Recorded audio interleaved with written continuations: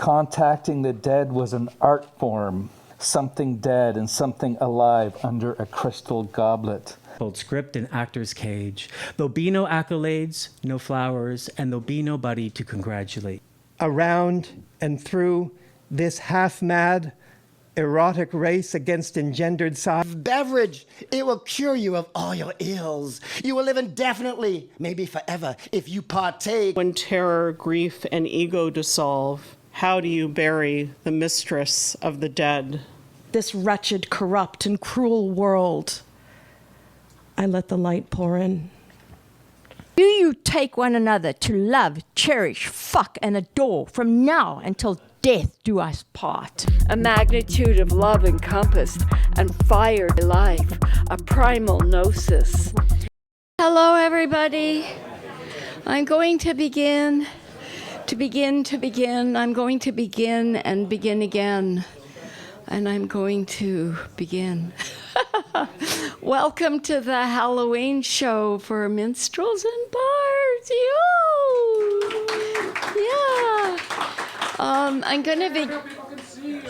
Oh. It doesn't look as spooky. Oh, I have a gold mask, but I can't wear it and wear glasses, so. Okay, so I'm just going to begin with a land acknowledgement.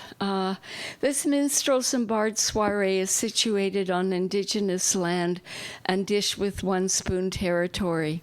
This is the traditional territory of the Haudenosaunee Confederacy, the Wendat, and the Mississaugas of the Credit First Nation.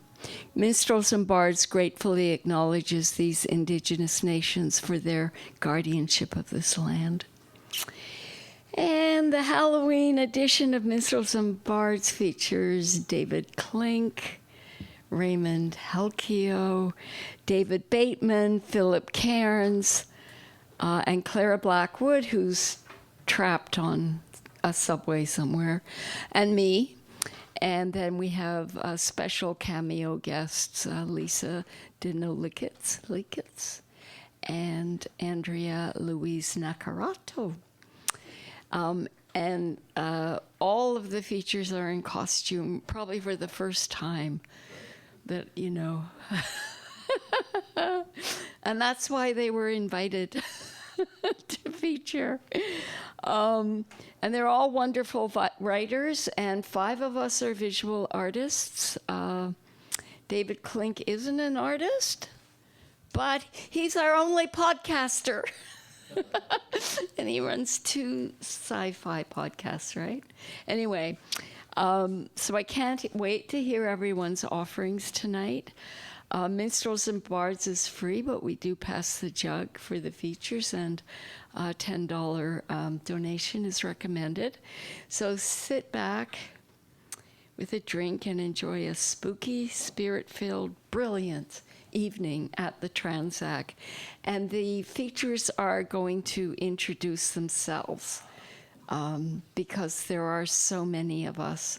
So first up is David Clink. Welcome, David.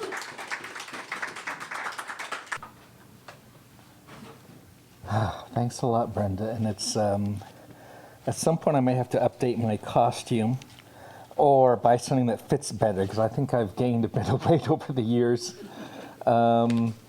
So yeah, just to introduce myself, I'm sampling one's own meats and stuff. I'm not sure where I'm going with that, but anyways, yeah, so this is my book that I just came out in October of last year called The Black Ship. And it's got sort of a bit darker poems. But what I thought I would do is just read a poem first from an earlier collection, and I'll just read 2 short ones from The Black Ship, and this should be done in less than 10 minutes for sure. This one is called Seance.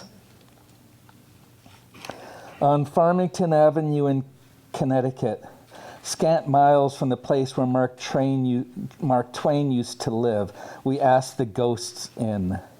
My older sister said the guardian would take control of the Ouija board, the planchette moving slowly over the wood letters. The red tablecloth The candles spread about the room as if they were at a celebration of life for electricity. One candle in the middle of the table, something to catch the wax. It was the autumnal equinox. Our tie-dye shirts and bell-bottom jeans under makeshift robes our mother helped us make. The younger of my older sisters kept using a word she had just learned, facetious. No one was 15 years old. Contacting the dead was an art form. The artifacts were assembled, a pebble from a neighbor's rooftop, a switch from a corn broom, something dead and something alive under a crystal goblet. None of us had read The Monkey's Paw. The windows were covered. We held hands. The planchette moved. It did not tell us we would be moving in 6 months, leaving the friends we had made far behind. It did not tell us our father would have his first of 4 heart attacks in 10 years, be dead in 25. We asked the table to rise. My brother asked to speak to Houdini's mother. A swift kick in the shins was his reply. We were as far from trouble as you could be. It seemed my sister was making up the ritual on the spot. Wax dripped down candles. We asked for a sign. The floorboards above us creaked in response. It was our mother in the kitchen making cookies, listening to her music, more alone than we knew. Bead curtains hung in closets, girls' bedrooms in psychedelic paint, boys' bedrooms in sky blue. We were barely awakening to our lives. We were committed to the dead. We were going to lose all our friends. We were going to lose our father. In the flickering shadow of that musty basement, we said goodbye to our childhood. Our mother was losing her music while I watched the bug under the upturned crystal goblet, scurrying in all directions, trying to escape.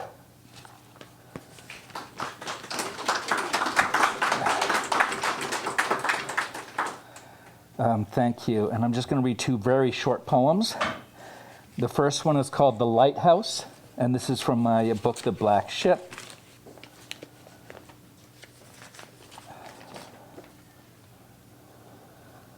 You follow the lighthouse keeper up the winding stairwell. Carrying an old prayer book for drowned men, she stops to look out a window. Halfway up the lighthouse, you look down at the shoreline rocks. In the shadows, faces in the sea foam. You have both lost a loved one to water. Tears have left phantoms on your cheeks. If this is a dream, the keeper does not let on. Sheets of rain. Watching her lantern rise, you climb in the wake of her footfalls. She never turns to see if you are there.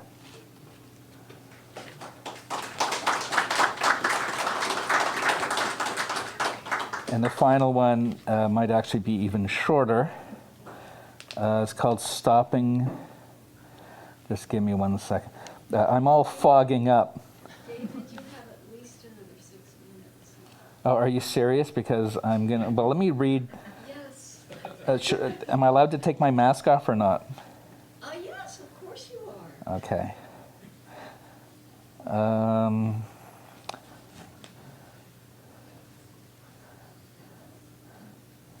It's on page 44. For anyone following along, just kidding, of course. Sorry, that was bad by even my standards. All right. That's even more weird. But anyways, no, maybe not. I'm not sure what I'm saying at this point. This is Stopping by Railway Tracks. The moon watches a bus approach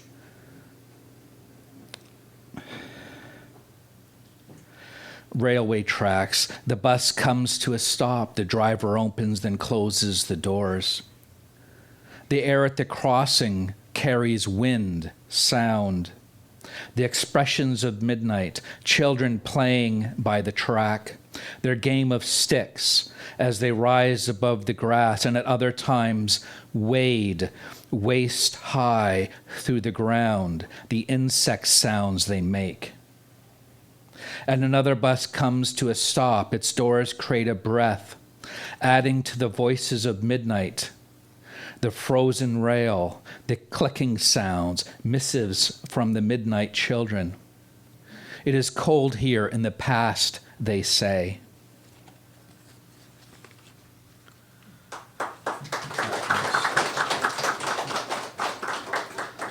I learned when I started featuring about 25 years ago to just step back from the mic so people know when the poem is over. But anyways, that was bad.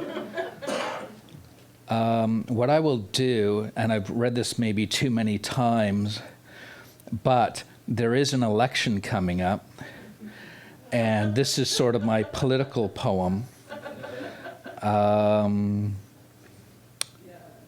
And people have probably heard it maybe too many times, but you know what?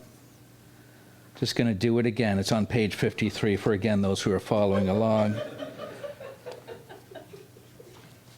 Medusa reflects on the 2016 presidential election. This is for Hallie Viegas. Medusa sits in stone silence. She feeds mice to the snakes in her hair.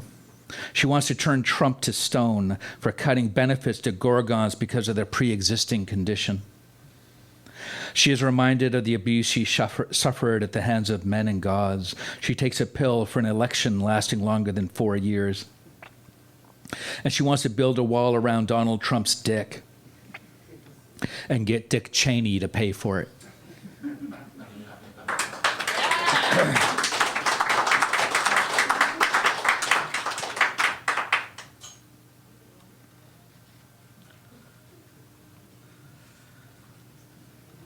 Just read a couple more.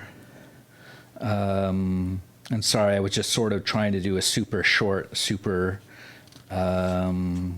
maybe this one is a nice light one, maybe. A celebration of life for Baba Yaga.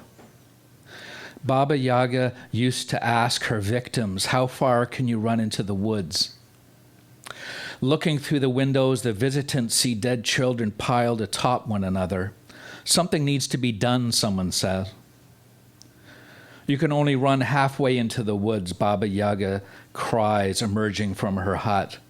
And then you are running out.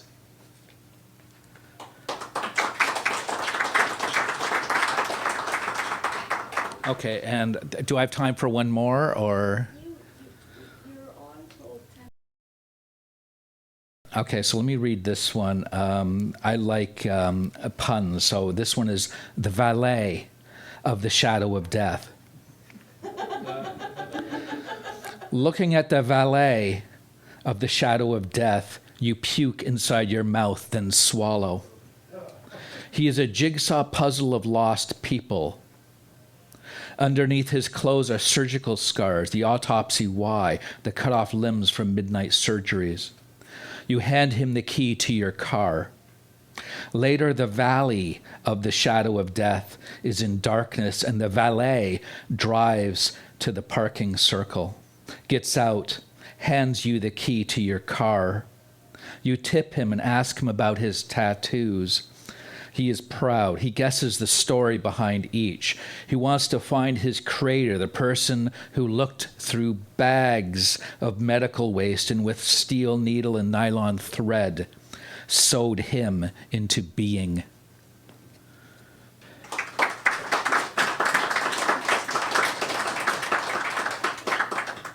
I'll just finish with one poem because I should finish up.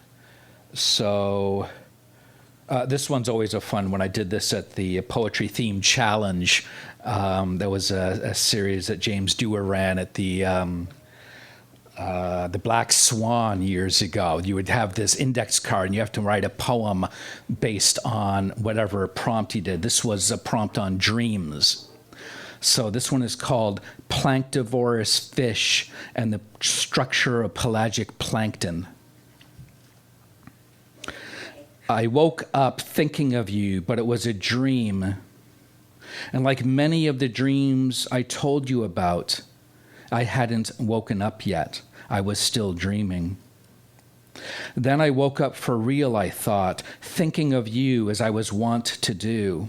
But I was still dreaming, like many of the dreams I shared with you. When I was still dreaming, I fell asleep in that dream and dreamed that I woke up not thinking of you and imagined we had never met and I was with someone else. Like many of the dreams I kept from you, I still hadn't gotten up yet. I was still dreaming. Then, in that dream, I wrote a poem about dreaming and woke up and forgot the poem, forgot I was still asleep, forgot you, forgot I was still dreaming. But like many of the dreams, you were there. In cleaning the apartment last week, I found written on a piece of scrap the title of an academic paper, Planktivorous Fish and the Structure of Pelagic Plankton. I had planned to write a poem with that title, unless that memory too was a dream. It was so long ago, years before we met, like so many things forgotten, the dreams I had when I was young. Thank you.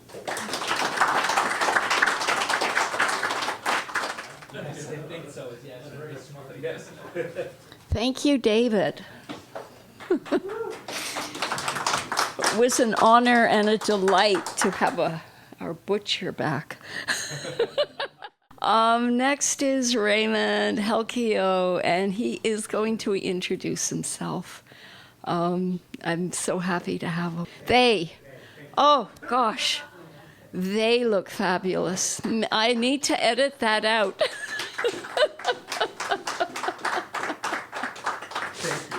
It's like, oh, No, don't worry. You can't. It's hard to tell today.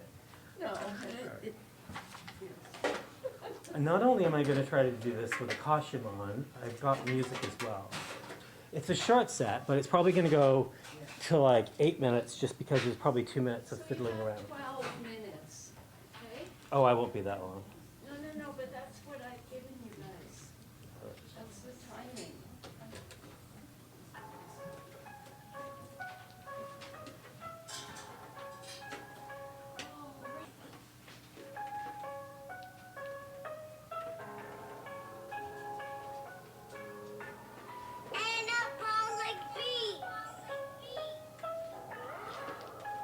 Caressing the moon. The witch with her loyal bitch found a niche by the ditch where they could fix the glitch that was making their magic itch. And so a spell they cast. By the light of the moon and the magic in my broom, a flick of my wand, I now fix every glitch with a sullied stitch. A spell to chew the harvest stew, and then suddenly she flew, caressing the moon. Thank you.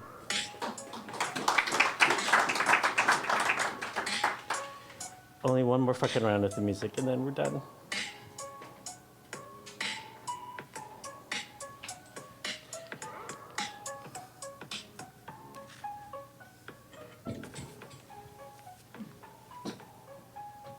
This is not love. Night after night after night after night after night after night after night after night. After night after night after night after night after night after night after night after night. After night after night after night after night. This is not love. Thank you.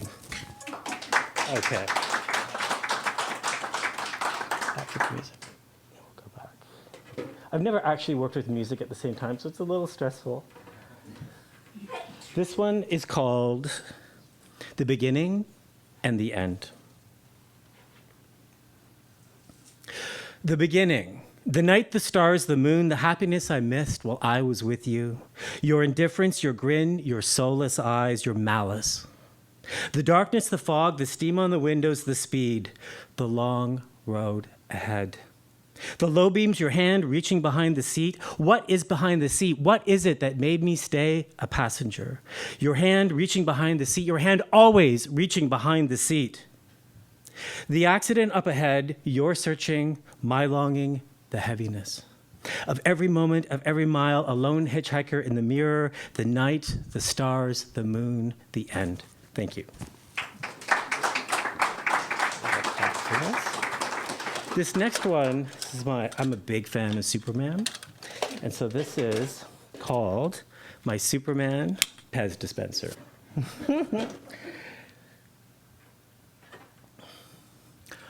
I love you, Pez dispenser. I think I might propose. That plastic face, that long, lean waist with my touch. Sorry, let's try this. With my touch, you make an injection from just below your face. Oh, Superman, I'm just a beginner, but if you fill me back up, will you take me to dinner? A night on the town where I can wear my best gown, and we'll get a cheap motel where I'll let you go down. Your spring-loaded mouth, it couldn't be kinder. I know you'll play safe because I read it on your grinder. I love you, Pez dispenser. I think I might propose. All shiny and plastic, trip my light fantastic. A Sisyphus without syphilis, pushing boulders shaped like little blue pills. Together forever until we grow old, my hand on your backside as you do what you're told. I love you, Pez dispenser, and I think I must propose. Oh, Superman, you're perfect, and I wish that I was too. So I shall eat up all of your insides, and then I shall be perfect too. Thank you. This one is called, it's a euphemism. It's called Squirrels in the Bedroom.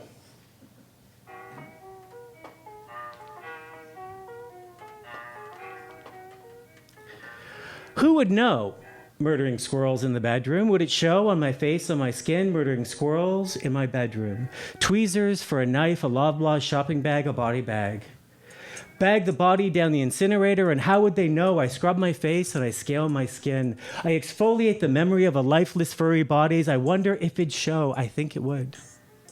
I think you'd know that something was up, just not quite right. I'm growing old and I'm growing cold. And where the squirrels are in my bedroom come from my headroom that I give them late at night and just before it's bright. And so I thought I might trap them tonight, strap them in the bed, and smack them in the head. And then I just might feel like it's all right to go to sleep tonight. Something is up, things are just not quite right, so I lie awake, afraid of the shape I'll undertake by murdering the squirrels in my bedroom. Thank you. Let me just stop this.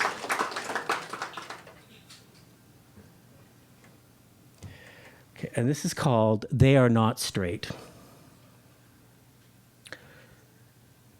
This is where I work out. It's a massive concrete structure inside of a university. It's gray and it's cold.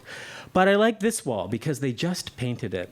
This university, this structure, these bricks have always felt sure, oppressive, but sure of itself, all lined up perfectly in its architectural utopia, dominating, solid, secure, and safe. Except it's not.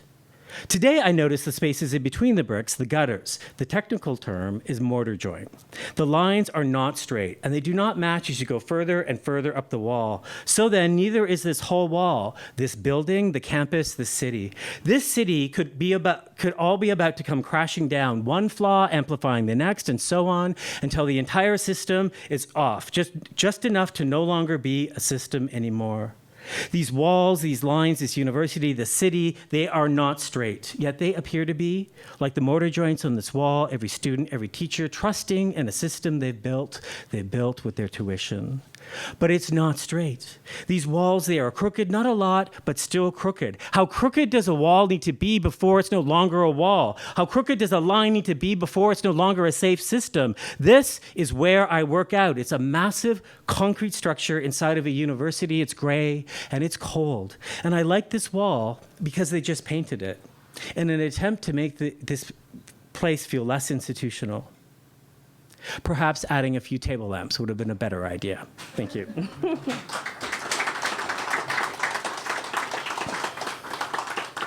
So this one is Theater in the Dark. The theater is black, but it's opening night. You sit in the green room and there is no other light. Just you, no cues, and you wait and you wait.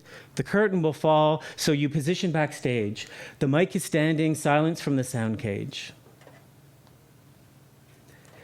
There's no one to see you standing naked center stage, forgetting all your lines, a crumpled script, and actor's cage. There'll be no accolades, no flowers, and there'll be nobody to congratulate you.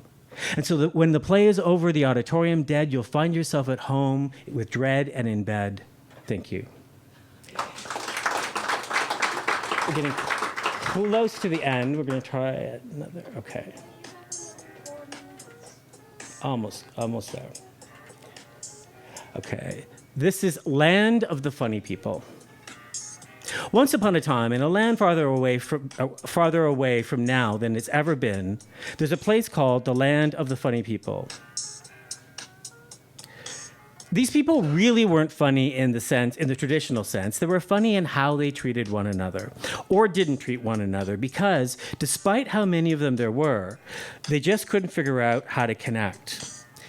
In the Land of the Funny People, new babies were often left alone in cribs in rooms all to themselves. The funny people believed that during sleeping times, babies were best separated from the rest of the family.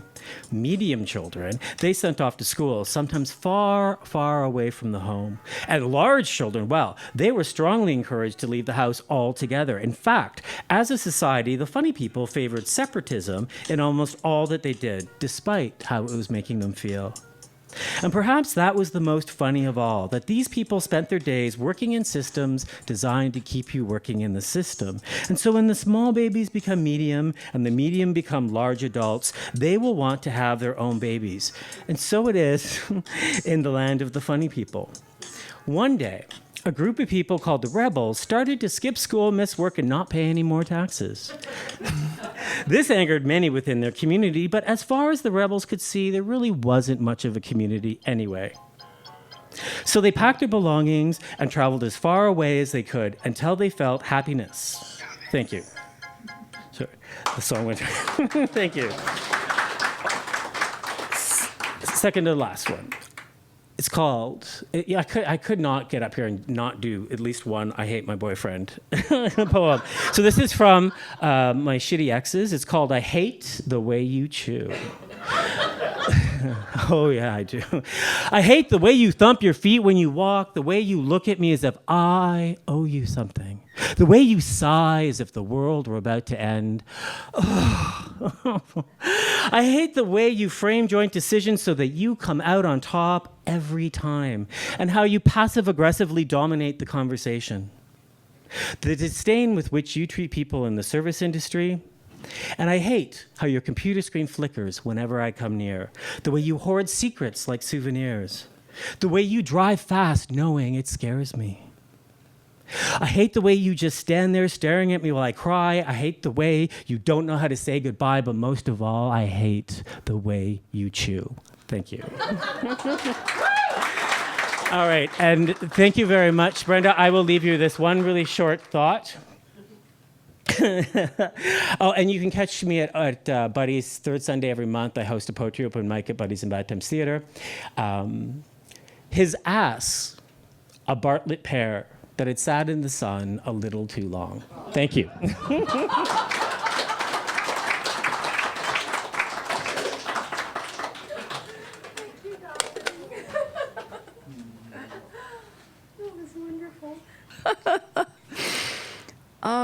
Yeah, that was fabulous. And what are you?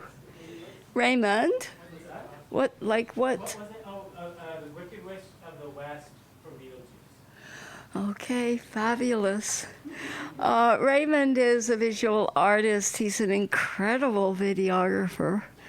And Buddies in Bad Times open mic is packed. If you want to go to, it's amazing. So it's the third Sunday of every month. Right. And next we have David Bateman. You!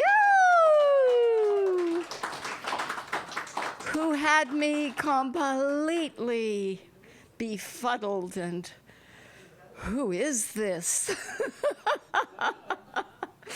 I mean, he is really in some imaginative realm. Yes, just be careful to not trip over.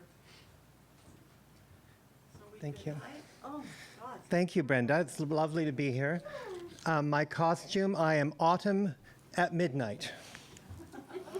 That didn't, please applaud. Thank you.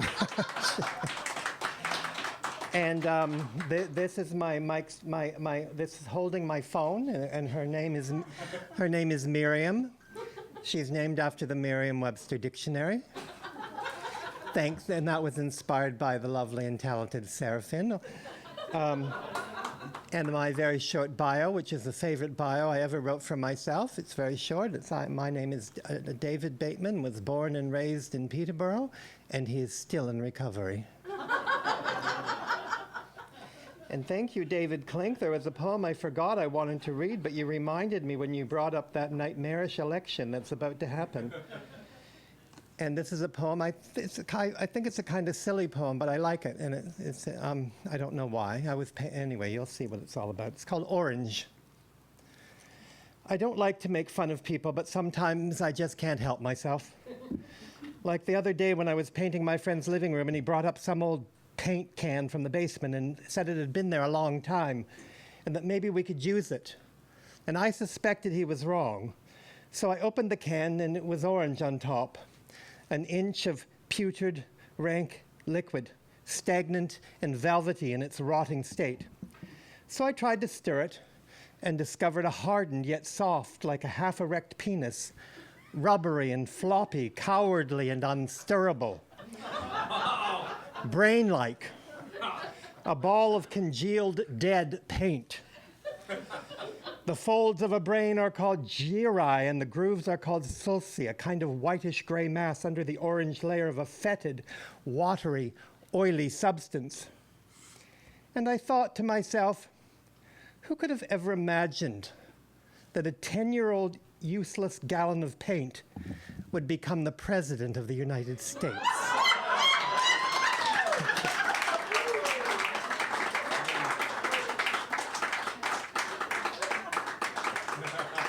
And God help us all if it ever happens again. And unfortunately it might, but we can hope. We can hope. This is my most recent poem, and I wrote it. I was having a sore back because I tripped on a box. I was renovating my apartment. Well, somebody was renovating my apartment. And they put in new floors, and I tripped over a box, and I hurt my back, but it's all right now. But I was looking up back problems, and I looked up something, and I saw the word iliac. But I read it as lilac. And then I realized it wasn't lilac, it's iliac. So it inspired this poem called Lilac Crotch. Magnificent, mediocre, and mundane, as you plummeted genital kisses on my face, promising to teach me how to do the splits, then pommel-horsed out of my life. Before I stretched my misnamed lilac region into a flowering bush of imaginary buds suited to my visually impaired, my vaguely maniacal misspelling of the iliac area. Those pelvic structures we all abuse with boxed floral chocolates, wine, vanity, vodka, among many other luscious, love-making substances. I prefer to think of you as kisses under purple petals in the rain. No ilium ruminations, no athletic aspirations, only blooms, come blossoms, only lips and pubic pressure from the gods of limber, lithe and supple, sanctifying deities, recumbent under supple systems programmed to fall for men in spandex. The sinewy implications of a night under shining arbors, alone with you, oh, Marjorie Morningstar, oh, constructed capitalism, wrought from the masculinities, the breaking branches of that gaudy, boyish gaze, demanding feminine fancy. We once knew our worth in flowers, finance, the florid junctions of jewels, souls sought, then sold at cardiac, cluttered pawn shops, and the jostled jolt of jocularity in the face of youth's last fiction. The alliterative glow of aging dew, the precipitating light of our last fast days. Thank you.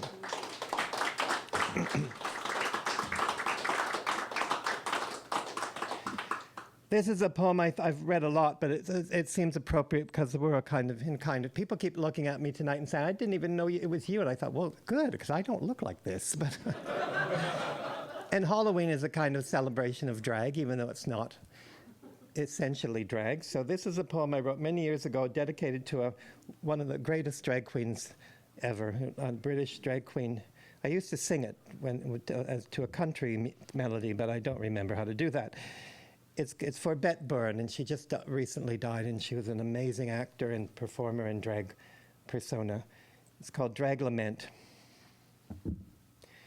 We rare and rural drag queens, we know a lonely, luckless life. We long for ostrich feathers, but know only chickens, cows, and strife. Halls where we may strut our stuff are few and far between. Barnyards, pastures, valleys, hardly room to preen. Frequent forays into town may assuage our needs, but the risk is ever present that some bitch may shout, hayseeds! Difficult to manage in this world. Respect.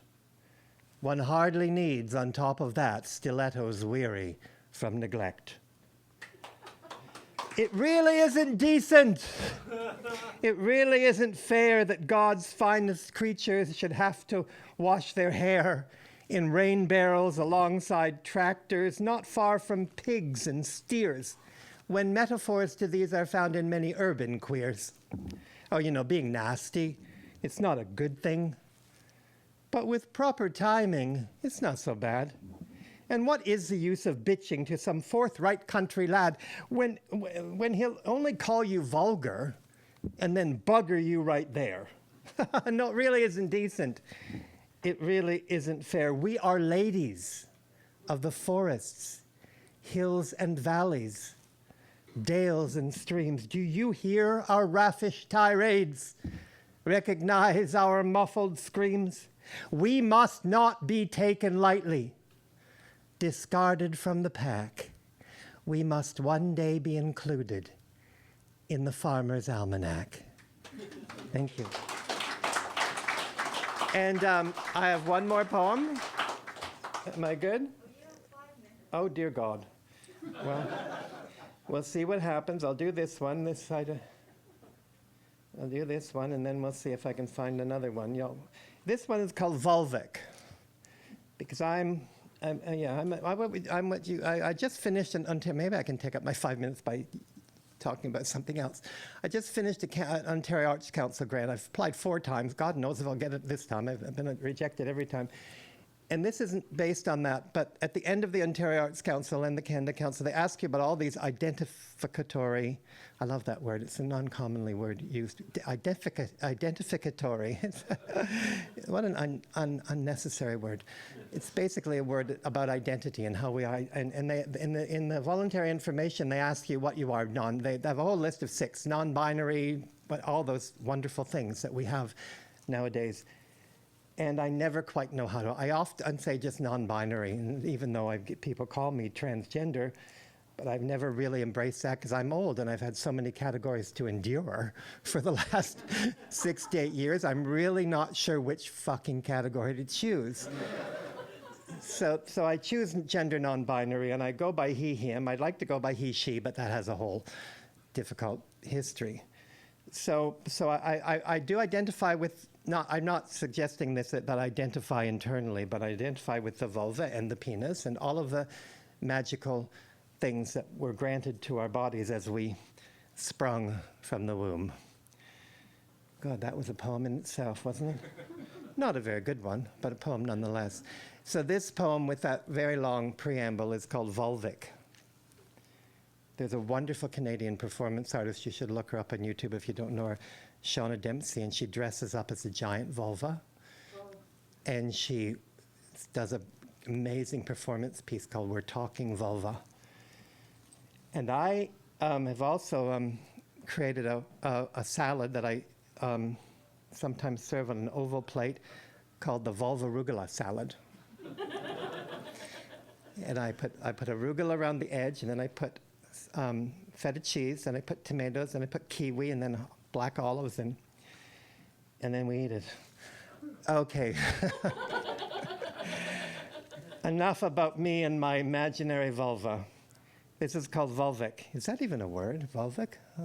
It suggests vulvicular. I love the way we can make up words. Anyway, whatever. Her reins captured my spirit. Breasts like fulsome teacups. Legs like sculpted vases. A flowering of thighs brimmed by pubic grasses. When we cannot speak of our mother's bodies, tongues are tied to holstered stirrups, rifles, pistols, warfare we could never manage as boys. We grew into hatred, loving its branches, that limb-like warmth, bearing arms, ankles of tender shadows below calves, muscled by heels elevated, raising the body, thrusting weight upon the hips as eyes, looking above, around, and through this half-mad, erotic race against engendered size, needing the penis to unfold vulvic cries. Pull back the foreskin, separate the head, cry out, my body is a lie. Thank you. So what do I have now? 1 minute?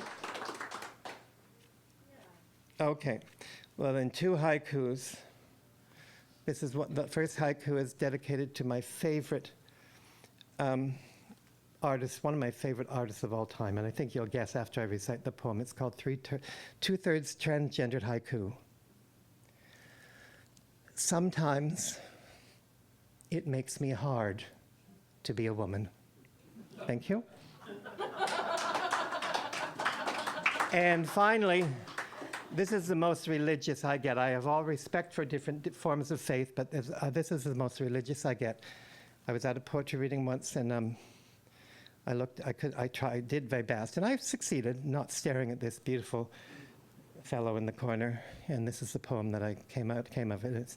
And the poem was inspired by the creation of the human body. It's called Creation. His lips were so beautiful, I worried there may not have been enough time for his brain. Thank you.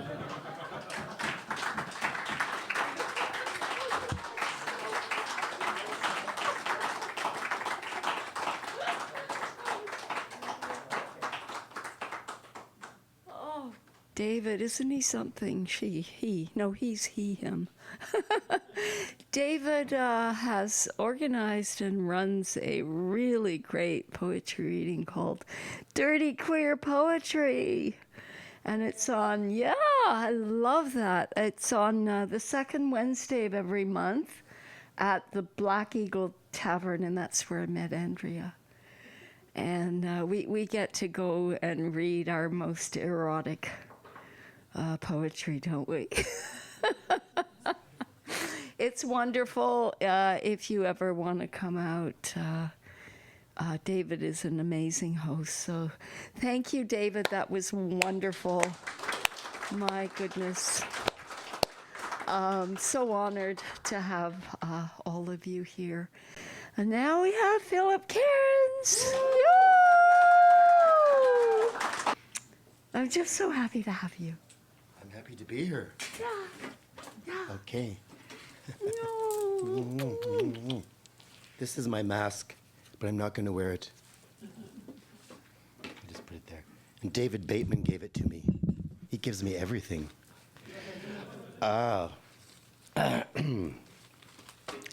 Genitals on the top of my head. I have genitals, but I do not have a gender. Why is it my sex life is your business? To include sex and gender minorities. Crystals all over the table, many shapes and colors, healing, so soothing. Does that make me a minority? Pitter, patter, Potter, Peter paid her, pod hair, bear, stare, dare, pair, old queers, new queers, baby dykes, nature hikes, take a hike. They stole my bike. There's the door on the other shore. Poor, snore, bore, 4, 5, 6, killed with sticks. Stevie Nicks, don't mention sex. T-Rex, Hex, Rex, cute. Oh, woot, woot. Lots of women say boobs, torn inner tubes, country rubes, rip, torn, Geraldine Page are all the rage. Actor age, turn the page, homophobic rage. Purple sage, cage, engage, torn, page, don't mention your age. Pink, plank, plonk, you are wrong. Have another ding dong. You're wrong, he's strong with a very big schlong. Ding dong, get the door, you petty bore. Don't talk about naughty sex. Be good, amputate the hood. Good, are you in the hood? Sit down, Buster Brown. Say something witty, make them laugh. I'll have a carafe. Birthing a calf, soaking in a hot bath. Listen to me, I always have to pee. G. T. A. GTA. Martha Ray. Louise Hay. New age boasting. Sunburn roasting. Take off your clothes, he said 10 minutes after my arrival. Psychic rival, stuffy archival, arch rival, arch villain, broken arch, Arc de Triomphe, French nationalists. Do they still want to separate? Pepper 8, slate, second rate, rimming and parasites go hand in hand. I lost my copy of Boys in the Band. Sally Rand, old-time stripper, this damn fucking wig. Jack the Ripper, flipper. She done him wrong. Cheating at ping pong. You're wrong. I'm very strong inside on a CNE ride. Rawhide, swoop and glide. Ding dong, there's the bell. Most work is hell. A Wiccan spell, farmer in the dell, an unused bell, hair gel, zither, lather, bother, bottle, throttle, charge, Cleopatra's barge. Eat my doo-doo. Have you lost your mind? A super-duper find at a thrift store? Zit in a clogged pore? Try drugs. Dug in the slugs. Nash the slash. Diaper rash, use some cream, sunbeam, nocturnal dream, part of the team. I want peace, just the sound of geese in the air. Scarborough Fair, is Art Garfunkel still alive? All I get is the booby prize. Blue eyes, cold heart, I have to fart after I come, lick my bum. Washing machine drum, dumb, no, mute. Karen went on a toot, toot, toot, tootsie goodbye. I must reread Catcher in the Rye. Didn't you hear me say goodbye? The stuck-up woman said she was shy. Big lies. He wants to die. Give me a potion, expensive hand lotion, face cream, I made him scream. Teen dream cut from the team. Please don't scream. Too loud, part of the crowd. She don't have no Oscar. She can't even comb her hair. Who said that in what film? Google it, bitch. I'd rather be rich. Stroke, stroke, my father went broke. I awoke. I am woke. Croak, Dr. Doke was a real bloke. Let's toke. Folk songs, barbecue tongs, historical wrongs, cracked glass bongs, sad songs, too much. Soft touch, leave me alone, you Nazi clone. My gender is my name, no one else is to blame. Elkie Summer, call the damn plumber. What a bummer, burst pipe overripe. That's a load of tripe, pinstripe. Time to go, I'll let you row. Piss off, mister. Are you from Twisted Sister? Thank you. I lost my mic. I lost my mic. What? Okay, the next one is called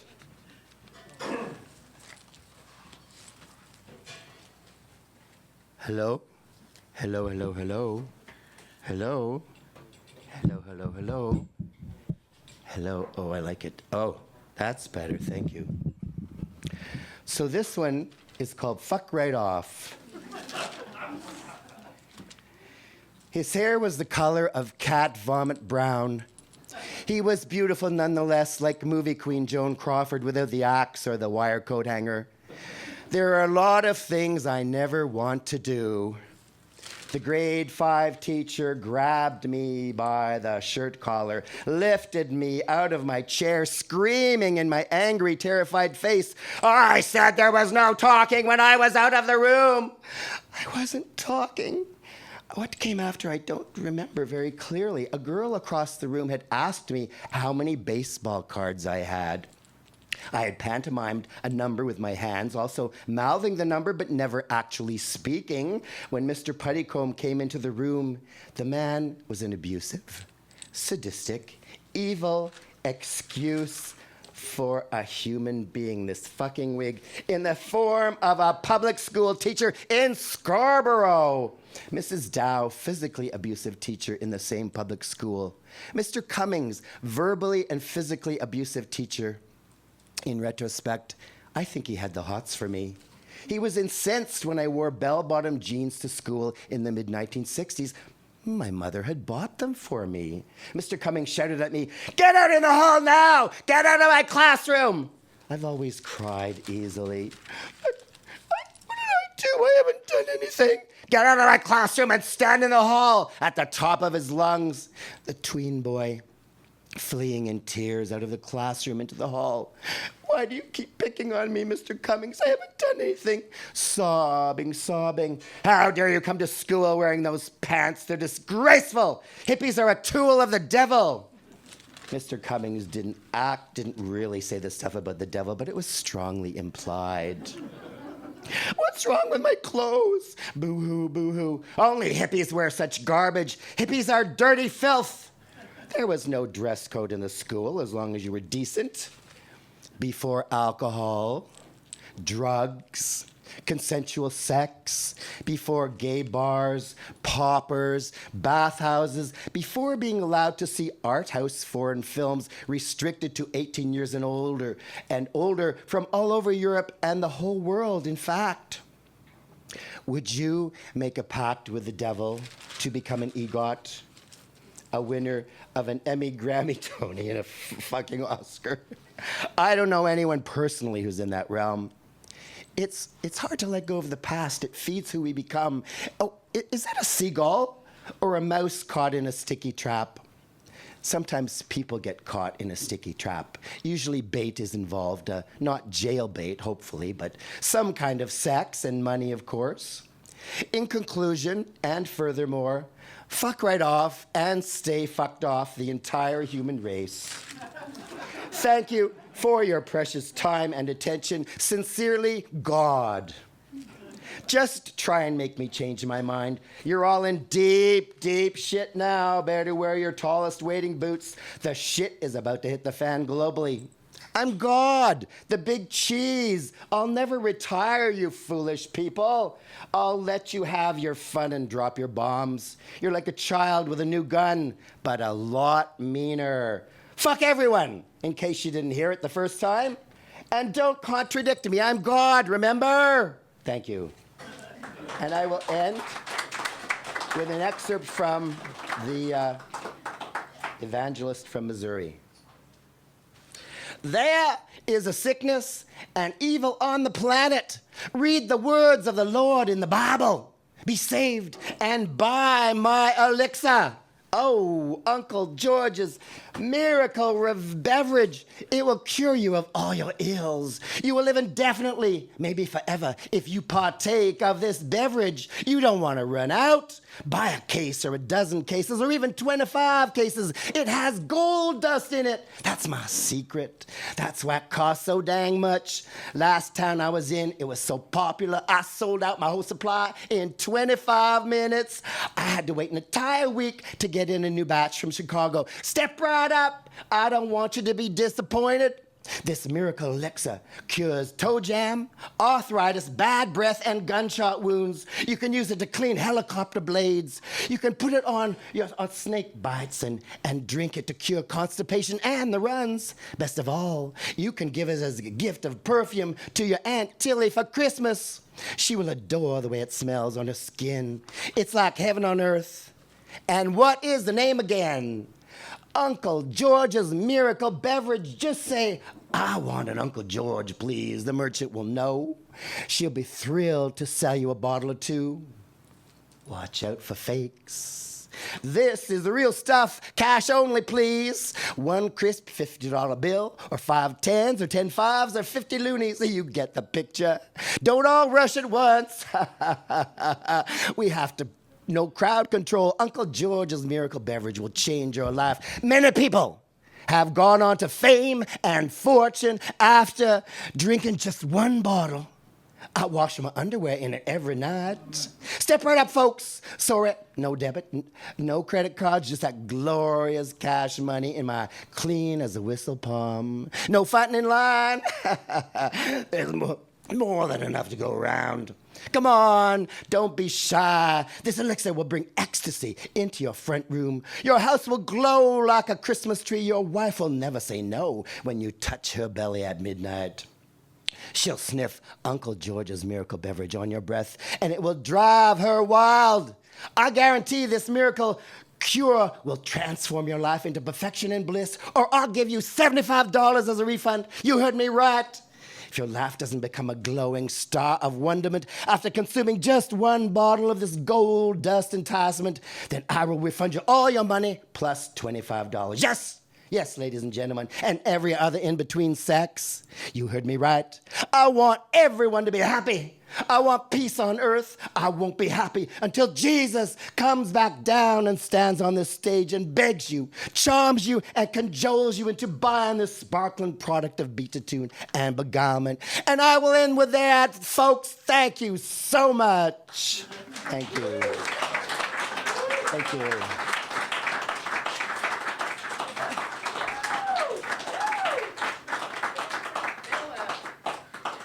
That was some rhyming there. He wrote that piece for tonight. Thank you so much. And what were you? What? You're a blue busby?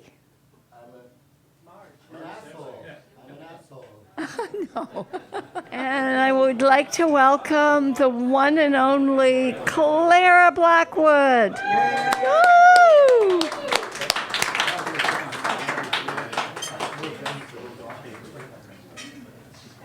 I don't think she heard you, Brenda. I'm coming.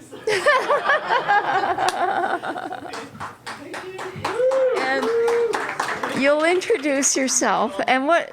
And you are. So this Halloween, does anyone recognize my costume? What is this? I have to see it. So I am Lydia Dietz of Beetlejuice. I myself am strange and unusual. Thank you so much, Brenda, for having me at this Halloween tradition. It's wonderful to be here. I guess I also introduced myself. I'm a poet and visual artist. This is my third book, Pomegranate Heart, which actually arrived at my doorstep 1 year ago on Halloween. So I thought that was kind of funny. So the book is almost one year old. And one of the themes of this book is very much the archetype of Persephone, who I found has been a powerful archetype in my life. So I'm going to be reading quite a few poems about her. And appropriate, obviously, for this time of year. So this is called Note to the Queen of the Underworld. Challenging to read through this veil, but I'm going to push through. Dear Persephone, I miss you, but you destroy me. Every autumn, the pull to the underworld is extra strong. Burnt orange leaves dance around me, forming a crown. I visit the cemetery often, avoid men with the mark of hell. Yesterday, a hawk sailed across my window, and I know I am moving somewhere else reluctantly. Regards. Thank you. Next, I will move to a 6-part poem called Burying Persephone. And as I mentioned, this has been a very powerful, like Jungian archetype in my life, but you can also look at this as something relational, an unhealthy relationship you've had with a family member or a romantic situation, among other things. So it's called Bearing Persephone 1. She held me captive some 40 years until the can't-take break of the psyche, egg-white death clamoring for release, until I lived the patterns, beaten, distorted, and bored. Where did the equilibrium go? Was it something I never possessed? Assailed by the constant pitter-patter of unseen disturbance, like a group of plaths at the bottom of the ocean. To be claimed by a fearful goddess is to hold tension between opposites, to exist in a state of heavy diffuseness, a constant stranger in the day-blooming world. And what happens when you reach the end of the descent, when terror, grief, and ego dissolve? How do you bury the mistress of the dead? Thank you. 2. I shall hold a vigil, light a 7-day candle, plant a seed. None can compare to her underworld allure, a taste of the afterlife. She oversaw every love spell, every magenta wish, how black feathers are brought together. We enacted the changing of seasons, the yielding of reason, intoxicants crown, what took root at the heart of subjugation. 3. I want to drink, because Our Lady of the Pomegranates is also Our Lady of Addiction, and how could I not resist another surreptitious sip from this green gold chalice? How could I not resist the artificial paradise as salve for the sutured-hearted? Spells and potions, henbane lotions, loose the girders of the flesh, fly agaric, fully mesmeric, crack the door wide open. Hail, oubliette, hail out of this world, I have attained invisibility. Thank you. 4. Our Lady of the Pomegranates, Our Lady of Polarity, Our Lady of Abuse, Our Lady of Morbid Entanglements, Our Lady of Brutal Relationships, Our Lady who is half in love with easeful death, Our Lady Sylvia Plath, Our Lady of the Unconscious, Our Lady of Infinite Youth, Our Lady of Intoxication, Our Lady of Amy Winehouse, Our Lady Codependency, Our Lady Depth Psychology, Our Lady of Something That Cannot Be Spoken, Our Lady of Conflict Avoidance, Our Lady of Suppressed Nuclear Anger, Our Lady of Spirits, Our Lady of Mediumship, Our Lady of Soft Whips, Our Lady of Large Sensuous Lips, Our Lady of Bright Flashing Eyes, Our Lady of Disguise, Our Lady of Sympathetic Magic, Our Lady of Death in Life, Our Lady of Random Psychic Attacks, Our Lady on the Margin of Margins, Our Lady of Martini Parties, Our Lady of Emotional Distress, Our Lady of Our Lives Have Become Unmanageable, Our Ladies of Difficult Boundaries, Our Lady the Healer, Our Lady Florence Nightingale, Our Lady of Introversion, Our Lady of Courage and Despair. Thank you. 5. Let me breathe without you haunting me. I am an old soul with temporal problems, a holy priestess of the infernal realm. My dark red incantations settle the dusk. Do I choose death and the devil or glorious mysteries, Lucifer or Christ? I crossed the threshold 3 times seeking liberation, saw Crowley in hell, phantoms of the shadow tree, the ashes of angels, and in the afterlife, erase me not, nor my knowledge of the secret arts, my Gnostic salvation, my pomegranate heart.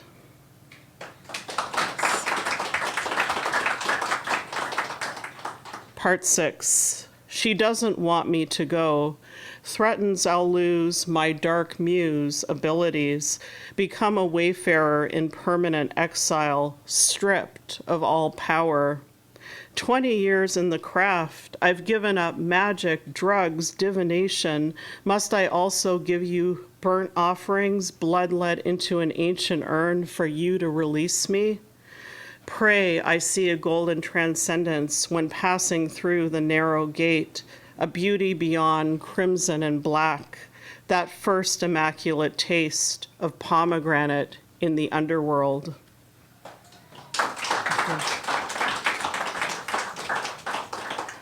Next, another Persephone poem, maybe just slightly lighter, but I can thank online dating for this poem. And I also read today something like 60% of couples start online now. Wow, that was interesting. Okay, so this is called Persephone Returns, San Francisco, California.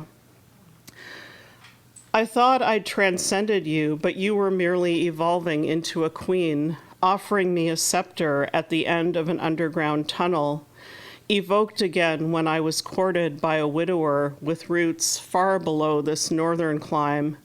And now I'm flying over evergreens and mountains into the land of 48 hills, palm trees swaying like uncertain saints, imagining 6 months with him and 6 months back in Canada, home to mother, ever the eternal daughter. As his black Lexus approaches like Hades' chariot, I'm consumed by impending gloom.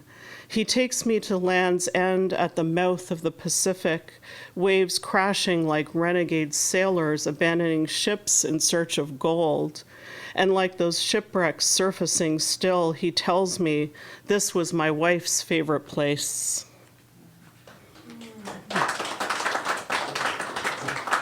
How am I for time, Brenda?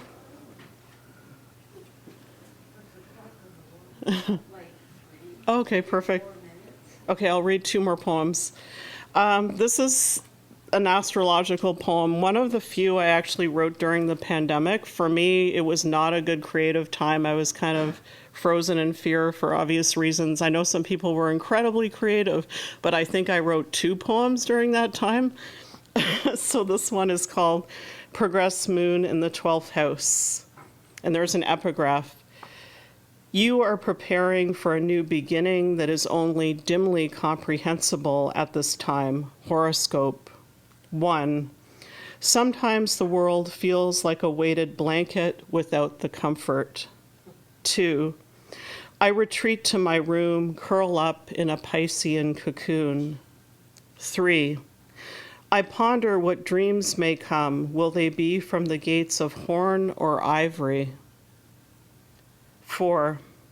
My dead friend visits again, his long hair diaphanous in the north window, smiling this time, Gemini trickster. 5. From outside the city shimmers is an unsheathed blade. 6. I await rebirth at some untold hour, chrysalis green.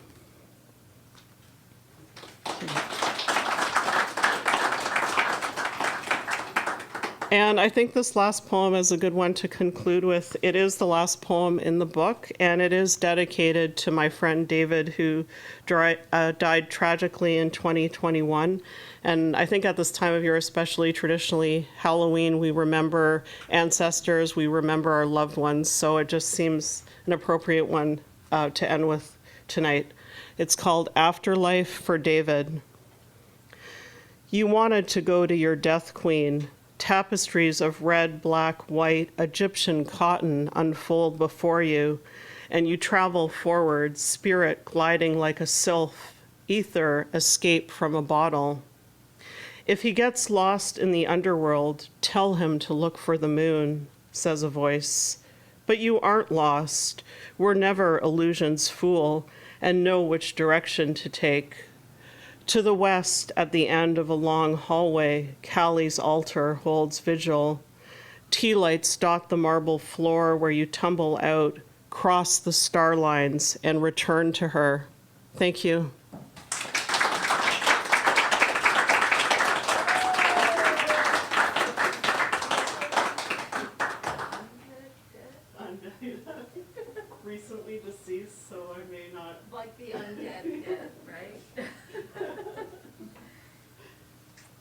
Thank you so much, Clara. Another round for Clara Blackwood. She's such a wonderful poet, as is everybody. So now we have some cameo appearances. Andrea Louise Naccarato is going to come and share something. And you looking wonderful. Yeah. It's hard to kiss the sun. You know. Yes, it is. Thank you, Brenda.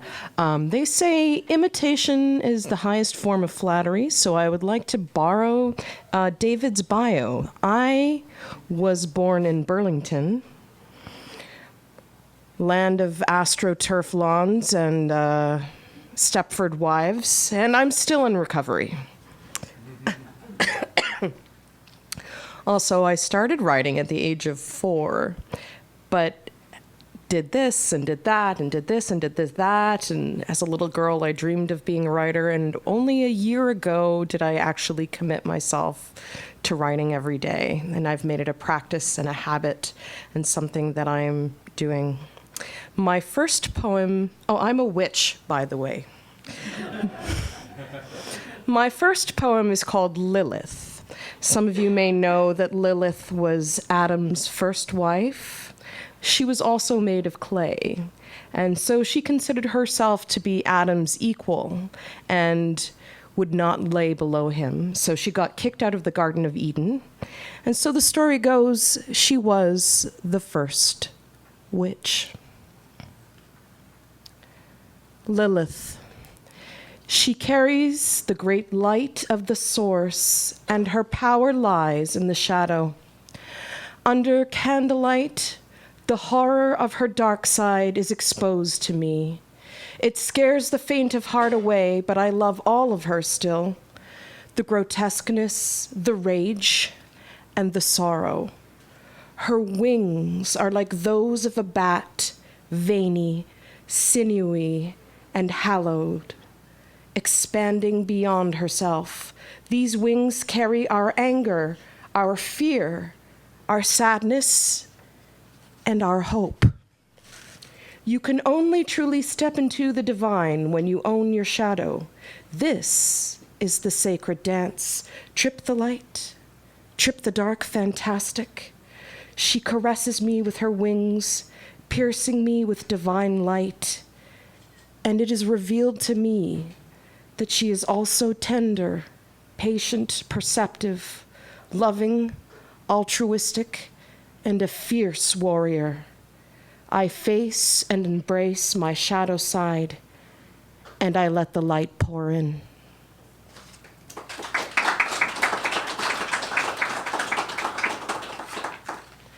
This one's called Let the Light Pour In. Although I am a priestess of darkness, there have been whispers from souls past and present, through words or music or alchemic events, that have said, let the light pour in. And by some sensitivity, softness, or vulnerability that remained within me, despite the rubble of this wretched, corrupt, and cruel world, I let the light pour in. My light is my perceptiveness, my intuition, my guidance, yearning to touch all creatures, making the world a kinder, gentler place, yearning to project that light out onto others, onto humanity, for what is love but understanding and compassion and making others feel seen. My darkness may cast shadows, but isn't there darkness in us all? My light illuminates the darkness of others, seeing, noticing, and transforming things others may have passed over. So I say, I am a priestess of darkness. I am a priestess of light, and all the colors of the spectrum. I straddle both worlds. I see what others don't see.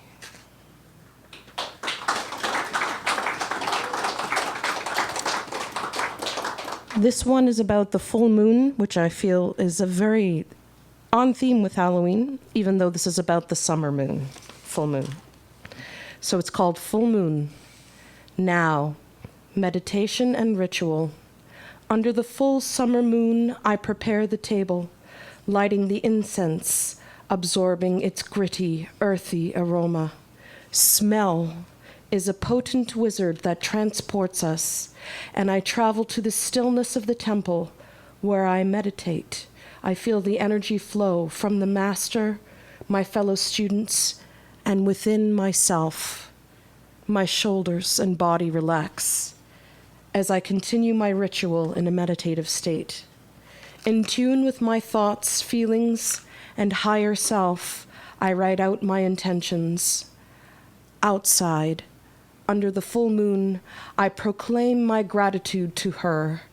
I set the paper ablaze, mesmerized by the crackling of the fire, taken in by the musky, pungent, burning paper, the glowing embers, giving me time to contemplate my desires. As my intentions are drawn up into the sky, the sweetness of the mulberry tree is on the wind. And I know it is done. I savor the moment and I give thanks.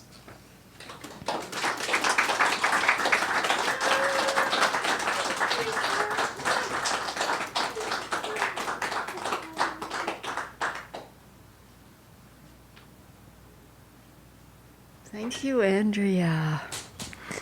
I know her through Dirty Queer Poetry, and woo! Featuring next month at Dirty Queer Poetry. Okay, I'll definitely be there. And now a very special lady, Lisa D. Nikolits, who's published so many novels. They're all brilliant. Every single one has won a prize. She is just an amazing, creative, brilliant woman. She read my book, Fugue in Green, in what, a couple of hours? No, but she's just, anyway, I am so delighted that she went to a speed reading class, and the teacher said, I have nothing to teach you. Do you need this? I might do. Okay. I'd like to lean on something, but wait. Okay. Wait, give me a hug for that. Just wonderful. So she, Thank you. Oh, Thank you. she was an Inanna author and published a novel every year, and Inanna's now gone. So we kind of lost you as well in a way. Hopefully I will be back. Oh, no, you will. I'm Oh, my trying to goodness. re-emerge. But, a relationship like that with the publisher. It was, Yeah. in fact, I was sitting there just saying thank you to Luciana. So, Yes. and how she had such faith in me. And even when I designed the book cover, like, I could just hear Luciana saying, because I was talking to her in my head, Luciana, I've had this idea for a book cover. And she said, dear heart, just do it. And then I did, and it worked out really nicely. And so, I miss her terribly, Yes, yes. So. This is my mic for recording. Okay. So is that good? Oh, Luciana. I know it was, but thank you so much. And Luciano, so many things. And like this year has been a year of hiatus, and this is my first reading in a long time, and it is such a joy to be back. I just couldn't be happier. And I am a bride of sorts, and my reading is about a wedding, and not quite the wedding that you might expect. Okay, so let me make sure I don't move my mic. Okay, so November Rain begins its crescendo, and Anise makes her entrance. Now, if I thought I was well received, it was nothing compared to the wild adulation for Anise. She steps on the edge of the red carpet and flashes her rock star smile. She gives a queenly wave and starts a slow catwalk strut down the aisle, flaring 1,000-faceted crystals. The skirt is cropped high in front to show her famous vagina, although she's wearing delicate lacy underwear, It still looks incredibly sensual. And she pauses for a moment with one leg thrust to the front and the side. As she passes, the audience in her wake shed their clothes. And clearly, this isn't their first kick at the can. They're sensual, silent, and graceful. And their movements are orchestrated like the corps de ballet. Anise reaches out and takes my hand, and I pull her close. And we turn to the priest, who has ascended on a small platform, Bible in hand. And I'm trying not to show it, but the priest cracks me up. Elvis is in the building. He's decked out in a teal suit with a high-cocked collar paved with rhinestones and a wide white leather belt. And he looks like a glitter-spangled crustacean. Dearly beloved, we are gathered here today to join these two in holy coitus and matrimonial bond. Together we shall celebrate their love and, more importantly, their lust. He pauses to flick back his hair and roll his hips. He sweeps around and points at us. Let's cut to the chase. Do you take one another to love, cherish, fuck, and adore from now until death do us part? The crowd claps and cheers, and Mother and Axel, who are thankfully still fully clothed, as are Robbie and Jinx, who are off to the side watching. Yes, Anise and I chorus, we will. The spotlight swings to the entrance of the ballroom where Fiona is waiting, bearing a pink satin pillow with 2 ring boxes. She, too, is clearly loved by the crowd. I feel the tiniest bit hurt because she gets more applause than I did. But then I remind myself that she has a following and this isn't my wheelhouse. Fiona is dressed in dominatrix leather, taking minimalism to a new level. The straps, buckles, sharp studs are designed to show her zipper tattoo off to maximum effect. Thigh-high, shiny latex boots with 6-inch stiletto heels with enormous platform fronts complete the outfit. She's at least 6 foot tall. She sashays up the aisle and the naked crowd waves as she passes, a perfect show of hands that carries her forward. And I ask myself, was this something these guys did often? Have crazy naked weddings? Fiona reaches us and smiles her trout pout smile, her complexion a thick paste. Long, newly applied cosmetic eyelashes are hawk's wings on her lids. Is blinking actually possible? Someone grabs my hand and thrusts a ring onto my finger. Right, I remind myself. I must do the same to Anise. You may now kiss one another and do what God has created you to do. Join in love and carnality. Celebrate your physical form and revel in your God-given beauty. Thanks be to God. The orchestra swings into Hound Dog, which seems incongruous and perfect at the same time. Thanks be to God, the crowd yells, and Anise and I lock lips and tongues, and Axel told us we have to go at it for at least 2 minutes, and kissing on the clock doesn't quite feel the same, and I didn't realize that 2 minutes was that long. Cut! Axel cries, Anise, out of the gown. Anise is wrestled out of the gown, and I'm pushed to the side. A body double whose face looks nothing like Anise is hustled into the dress and carried up to the altar. And action! And Axel yells. Half a dozen ab-clad boy models march down the aisle. The Lost Boys are here, in leather jackets with killer sunglasses and spiked hair. They head straight for the altar and chow down without hesitation.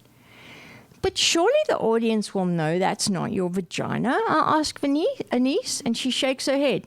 Axel's director will splice the footage of me. He's amazing with shit like that. Come on, honey, our work here is done. Let's go and visit our little chickadees. Good thinking, I tell her, man, I'm tired. Yeah, but you're a movie star now, honey. It's hard work being a movie star. No, it was a one-off, I mutter. Never again. Then I stop. Wait, we forgot something. I pull her close. Happy wedding day, wife. She grins. Happy wedding day, wife. We kiss, and this time it's for real. And the whole thing was worth it, just for this. So, thank you very much.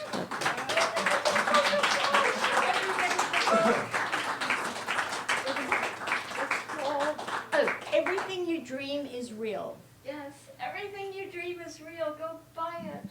I do have some here if you want, but I hate to say that, but there it is. Anyway, thank you thank you, and I hope you enjoyed the reading, everyone. Wonderful. That was absolutely wonderful. Thank you. Wow, I'm so happy that Lisa came out.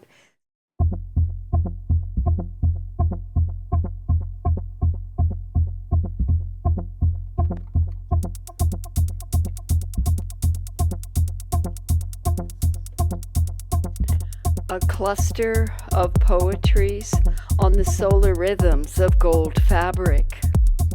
Shimmering water, not sunlight, glimmers, drinking light. Glitter mapping the gold foil of the mask, following topographies of the face's stillness. Sun, oh golden sun, that eye of Ra, a ball of gas, core of nuclear fission, proton smashing, bonding, glowing megawatts in the heavens. How many cycles of the luminous sphere do we spin in our lives? I burn with desire for vision. A being of light came and lifted me from my body at age 28. An angel, a near-death experience, a magnitude of love encompassed and fired my life, a primal gnosis. My fragmented bits called into wholeness. Such visions ripen through our lives. Juliana of Norwich guides my writing. I walk circles around my metaphors to find a speech that illumines and heals. Practice solar yoga with the pen's shining sword, cut through to peace. The sun shines on all equally shines. Sun salutations of sunflowers. Rhythms of heliotropia follow the sun. The burning ball holding our solar system intact radiates photons, solar flares and flames, a steadily burning fury at 15 million degrees Celsius. Circadian rounds of light and dark shaping bodies, the molecules in our eyes, dreams, the breathing of forests. What does the eternal sunshine of tidally locked planets like our moon reveal and hide? We sleep on the dark side. Archangel Michael's sun flame sword banished insurrection in the biblical mythos. Sundered from godlight, it is as if the fallen light of luciferic energies of fallen angels pollute our planet, supplying us, profiteering from us, flinging greenhouse gases with unpoetic names, carbon dioxide, methane, nitrous oxide, chlorofluorocarbons, trapped industrial heat, can't radiate out into space. Smog smolders, clogs the vibrant rays of our beloved sun. Not yet, if there were time to massively shift. Flooded, burnt fields, too hot for living. Away, over there, awarenesses drift in visions of high oceans, crusted in charred bits. The future, indefinite. My 21st century Thel-like life, healing under skies flocking birds. I sip cappuccino, gaze out the window, the sky blue infinite, striations, puffs whitely glide, rain shine, drawn to dawn's day-long luminescence. The old palm reader said, everything in this hand points to the light. A quiet life, walking my tiny dog, chanting, meditating into the heart of love. Read, browse, text friends and family, paint, poetry readings, art shows, dinners, hang out. My ongoing battle with writhing words, but our gentle lives, the ways we heal each other. In early childhood, the African bush, a witch doctor, his teachings, healings, drummings, flow of inner electrics, spirits wrestling sickness away, entering the bodies of the ill. This secret life speaking out loud, why now, why tell, ever tell, never, speaking without stopping, now stop, nah. Gentle penetrating of physics of mystical love, slow flowing radiant healing energy, subtle nearly invisible, a spectral wavelength, meditations purifying the chakras, their spinning vortices of rarefied multi-hues from the heart in an expansive imagination to the sufferings of others. Stems of roses cluster like stem cells awake and quiver and blossom, irradiating and blaze. Tribal dancing sun song of joy and vigor, dampening marches of disease, incantations for forces of health, kindling the living flames we are. Emanating from a glow of spiritual love, the sun's brilliant aura aureole, the thousand petals sahasrara, sweet manna, a honey light, nectar dripping magical mystical into the body, the world, the body, the world. They say we pass through the sun when we are born, when we incarnate and die into the great light at the end. Thank you.